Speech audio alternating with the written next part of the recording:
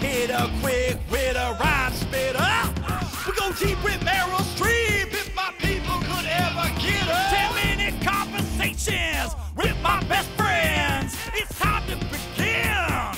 Shark Skin 10. I have to do it like a loop style, like that. I don't know if you can see it. The cameraman got a nice insert or not. But anyway, I don't want to take up too much time before this next interview because I know you're all real anxious to get to it. So I'm just going to get right to it. You already know who it is because you watched the whole other interview. George R.R. Martin. And while that last interview focused entirely on his life and writing and stuff like that, this one focuses on the stuff that you guys care about. Because you don't care about George. The man is my best friend. But you only care about that, which is why he don't call you. He don't send you Christmas cards. My heart bleeds for the man. With Shark Skin 10, I've had the opportunity to meet some really great people. But imagine how excited I was when I got to sit down with George R.R. Martin. Well, today, we're gonna ask George R.R. Martin all of our questions about Ice and Fire, Game of Thrones. So I wanted to ask you a series of questions about Ice and Fire, Game of Thrones. Is that okay? Well, I may not tell you anything that's plot reveal, but ask me what you will. All right. Well, I'm not going to ask you the usual questions, I hope.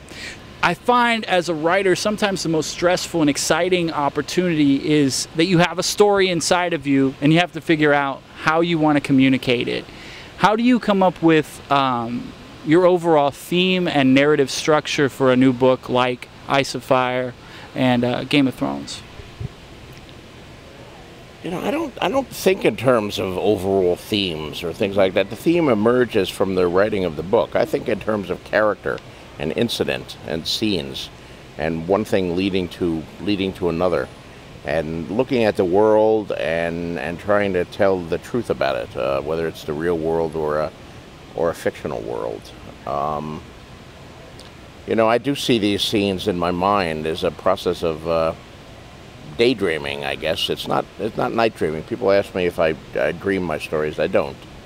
But daydreaming, sometimes doing nothing. I mean, back early in my life when I lived in Chicago, I had like a half-hour commute on the L to go to work. And just sitting there in the L and watching the streets of Chicago flash by, a lot of stories would come to me then. Just nothing to do. I didn't read a paper. I just gazed out the window, and that daydreaming, scenes would start coming, things and pieces of dialogue, and then you have to get it down before it fades onto the paper.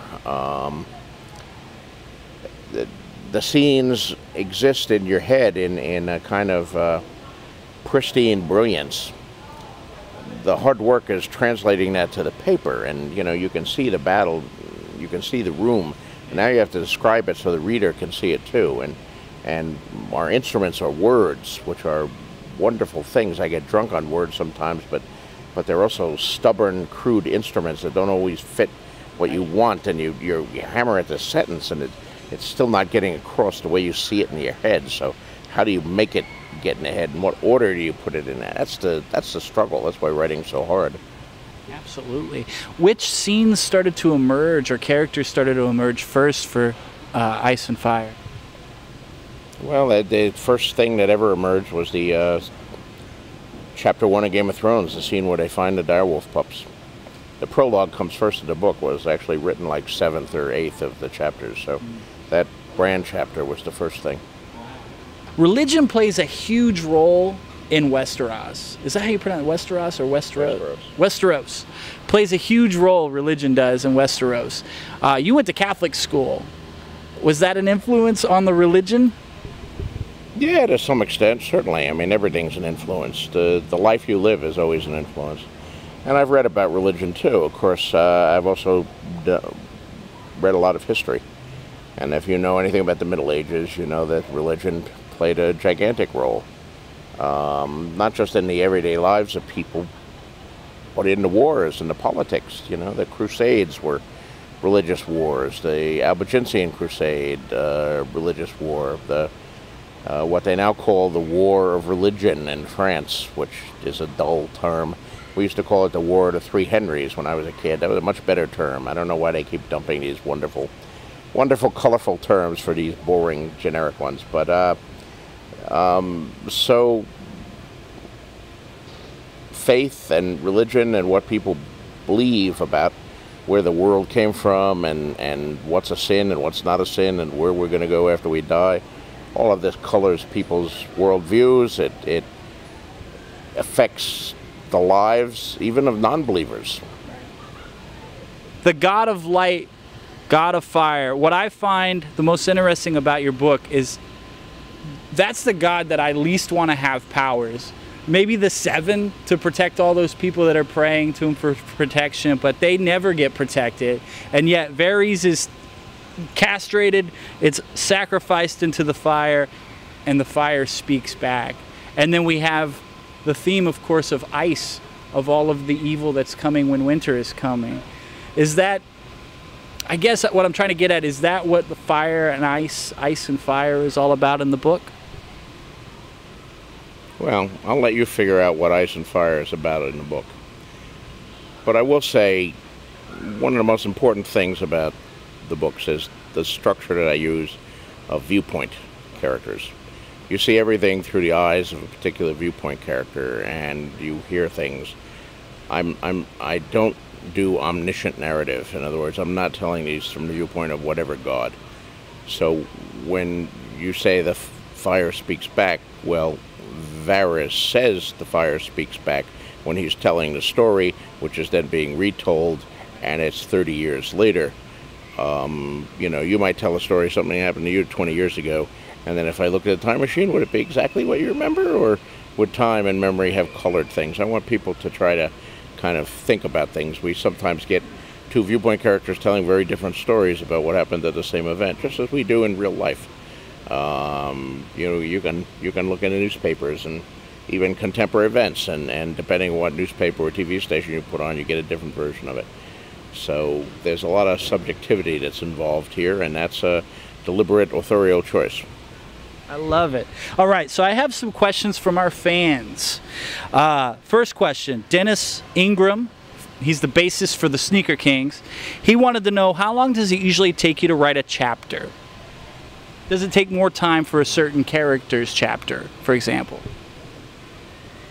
Yes, it does. I mean, typically, and I've said this many times before, but Tyrion has been, at least for the first 3 books, Tyrion was the easiest chapter to write. His chapters virtually wrote themselves. Mm-hmm. When I hit books 4 and 5, Tyrion's chapters became much harder to write because he was in a very dark place, and he was wrestling with a lot of demons, and I really had to try to keep that in mind at all time. Bran was traditionally the hardest one to write because he's a young character. He was the youngest of the regular cast, and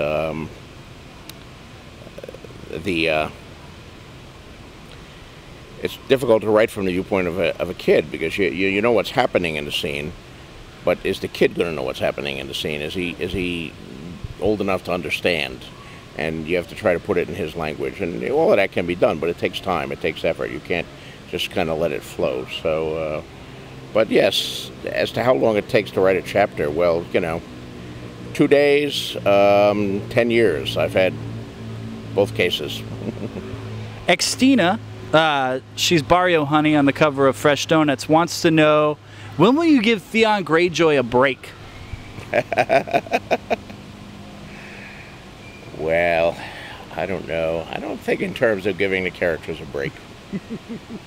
But Theon has been through some rough times, mind you, but he's also done some awful things. So maybe it's karma. And Gamer Bob wants to know, who is Jon Snow's, wait for it, father?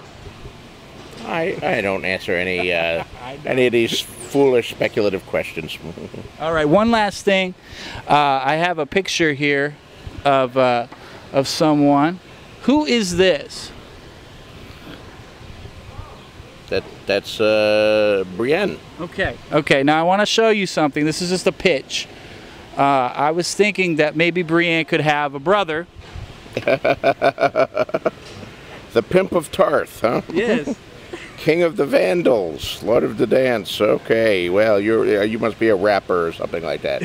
Absolutely. Yes, I can see. You're practically twins here. Yeah, and knowing your penchant, I will take one for the team, throw myself on a grenade, and make out with her if I have to. Will you? Okay. We'll pass it along to Gwendolyn.